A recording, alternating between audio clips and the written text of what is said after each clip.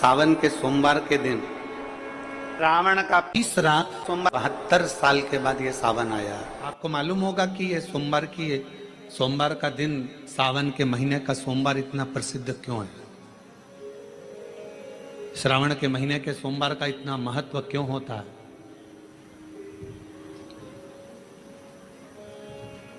उसका एक कारण, सावन के सोमवार का इतना महत्व क्यों है? सारे सोमवार होते हैं, सारे श्रावण सोमवार का दिन होता है, सारे सोमवार मान्य होते हैं, पर सावन के सोमवार की इतनी महत्वता क्यों है? किस लिए? और शायद हमको लगता है कि जितने भी आस्था चैनल पर कथा सुन रहे हैं, जितने फेसबुक यूट्यूब पर कथा सुन रहे हैं, जितने आपने अपने मोबाइल पर सोशल मीडिया में कथा सुन रहे हैं, हमारे को लगता है कि उनको भी नहीं मालूम होगा कि सावन के सोमवार की इतनी महत्वता क्यों है। किस लिए? सावन के सोमवार की महत्वता इसलिए है कि भगवान देवाधिदेव महादेव का विवाह ख्याति देवी लक्ष्मी जी से करना चाहती थी, पर माता लक्ष्मी ने, भगवान शिव ने माता लक्ष्मी का चेहरा देखा, पढ़ लिया कि ये तो भगवान नारायण के स्नेह है, और भगवान नारायण लक्ष्मी जी से विवाह करना चाहते। और दोनों के विवाह की बात भगवान देवाधिदेव महादेव ने माता ख्याति देवी से कह दी कि इनका विवाह करो। अब माता लक्ष्मी जी ने बड़ा निवेदन करा, आपने हमारा विवाह भगवान नारायण के साथ में कर दिया, हमारे मन की बात को रख लिया, बड़ी कृपा करी भोले बाबा, मेरा मन है मैं आपके चरणों की सेवा करूं, मुझे कोई सेवा आपकी बताओ। शिव मंदिर में कभी भी जाकर पंडित जी से मत पूछना कि यहां की कोई सेवा मुझे बताओ। भगवान के अन्य मंदिर होंगे तो वहां जाकर पूछना, देवी जी के मंदिर में यहाँ सेवा बताओ, राम जी के मंदिर में पूछना यहाँ सेवा बताओ, भगवान कृष्ण के मंदिर में पूछना हमारे लिए कोई सेवा बताओ, भगवान दत्त के मंदिर में पूछना हमारे लिए सेवा बताओ। सारे मंदिरों में जाकर कहना कि हमारे लिए सेवा बताओ, पर शिव जी के मंदिर में जाकर मत कहो कि हमारे लिए सेवा बताओ। वहां तो झाड़ू उठाओ, सेवा में लग जाओ। वहां तो निर्माल्य पड़ा है, उसको उठाओ, विसर्जन में ले जाओ। वहां पोछा उठाओ, पोछा लगाना प्रारंभ कर दो, शिव जी का श्रृंगार करना प्रारंभ कर दो, शिव जी का सुंदर स्नान कराना प्रारंभ कर दो। शिव मंदिर में सेवा पूछी नहीं जाती, सेवा करी जाती। शंकर के मंदिर में कहना ना पड़े कि तुम्हें यह करना। शिव मंदिर में जाकर कभी नहीं पूछना कि मुझे सेवा क्या करना। शिव मंदिर में तो जाकर सेवा का क्रम करो। अब लक्ष्मी जी पूछ रही हैं भोले बाबा से, आप मुझे बताओ, मैं आपकी सेवा में लगना चाहती हूं। शिव जी ने कहा कि मैं क्या सेवा बताऊं, आप जाओ भगवान नारायण की सेवा करो। पर लक्ष्मी जी ने सोचा कि देवाधिदेव महादेव मुझे सेवा नहीं बता रहे हैं। सावन का महीना था, सोमवार का दिन था। माता लक्ष्मी पूरे सावन के महीने में शिवालय में जाती, शंकर जी के कैलाश पर्वत पर जाकर खूब सेवा करती। खूब प्रथम सोमवारी निकल गई, द्वितीय सोमवारी निकल गई, तृतीय निकल गई, चतुर्थ आ गई। सोमवारियां निकलती चली गई। सावन का आखिरी सोमवार, देवाधिदेव महादेव प्रसन्न हो गए, लक्ष्मी को बुलाया। हे लक्ष्मी, पूरी दुनिया में केवल महासंबोधन मेरे नाम के आगे लगा है, लोग मुझे देवाधिदेव महादेव कहते हैं। सारी पुराणों को केवल पुराण कहा जाएगा, पर शंकर की पुराण को भी महासंबोधन से संबोधित किया जाएगा, शिव महापुराण। लक्ष्मी, मुझसे जो जुड़ा हुआ है, मेरे नाम के आगे महासंबोधन लगा हुआ है, लोग मुझे महादेव कहते। पर लक्ष्मी, तूने पूरे श्रावण के महीने में मेरी सेवा करी है, और आज सोमवारी के दिन तूने मेरी अविरल भक्ति को धारण करा है, बिना पूछे सेवा में, बिना दिखावे के तल्लीनता से सेवा करी है। मैं अपना महा संबोधन दुनिया में किसी को नहीं देता, आज तुझे दे रहा हूं। और लक्ष्मी केवल लक्ष्मी नहीं रही, उस दिन से लक्ष्मी मां लक्ष्मी। लक्ष्मी केवल लक्ष्मी नहीं रही, उस दिन लक्ष्मी महालक्ष्मी के संबोधन से प्रकट हुई।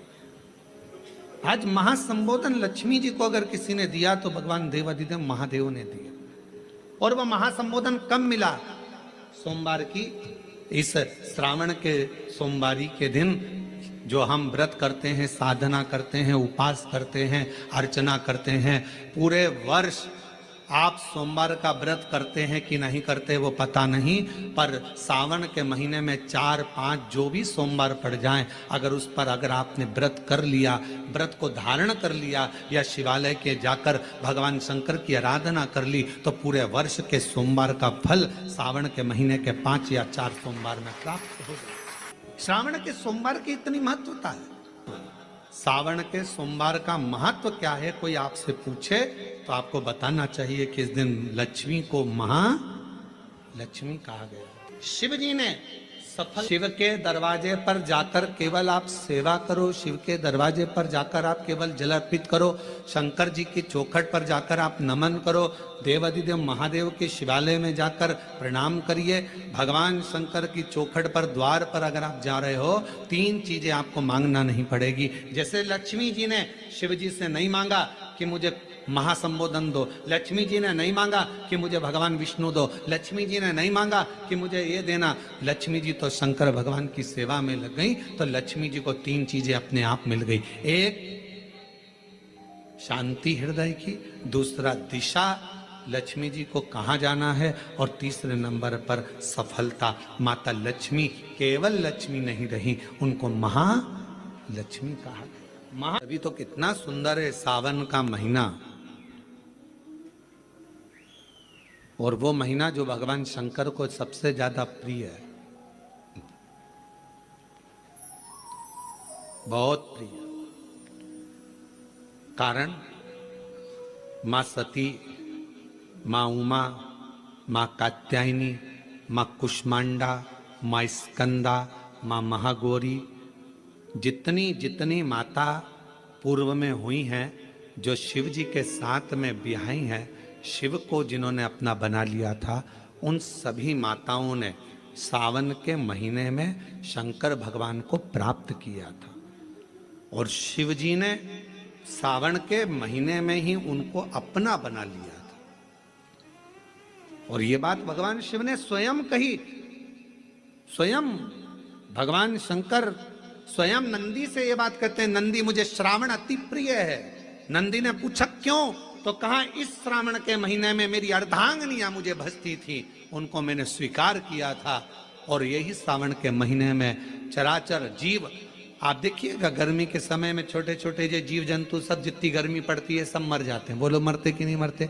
अभी बारिश चालू हो गई, बारिश चालू हो गई तो तुम्हारे घर में ऐसे बारीक बारीक नए नए डिजाइन के कीड़े मिलेंगे। घर में घुस जाते हैं तो शिव महापुराण की कथा कहती है, चराचर अचर जीव जंतु पशु पक्षी सबको मालूम है सावन का महीना चल रहा है, हमारे बाबा का महीना चल रहा है जो करुणा करने वाले, ये उनको भी ज्ञान है।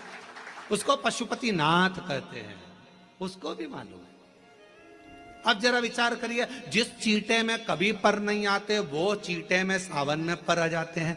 जब चींटे को पर दे सकता है तो सावन में 1 लोटा जल चढ़ाने वाले को भी मेरा बाबा उड़ा तो सकता है, आगे बढ़ा तो सकता है, उन्नति की ओर ले जा तो सकता है। वो शिव तत्व है। उसी तरह भगवान तुम्हें एक बार का विभव दे देता है, एक बार का धन दे देता है, एक बार की दौलत दे देता है, फिर लोग उसको भोगने लगते हैं और भोगते भोगते आखिरी में एक दिन ऐसा आता है कि डब्बा खाली हो जाता है। डब्बा खाली होता है, फिर रोने बैठ जाता है, तकलीफ आई, फिर लोटा लेकर भागता है। शिव जी कहते हैं जो मेरे मंदिर में, मेरी कथा में, मेरे रस तत्व में हमेशा एक जैसा लगा रहता है, उसकी जिंदगी को भी मैं हमेशा उन्नति की ओर बढ़ाते बढ़ाते अग्रणता में लेकर चले जाता, फिर उसको डाउन नहीं करने देता, उसको नीचे नहीं आने देता। जैसे श्रावण महीने में चढ़ाए गए कनेर के फूल, दुर्वा।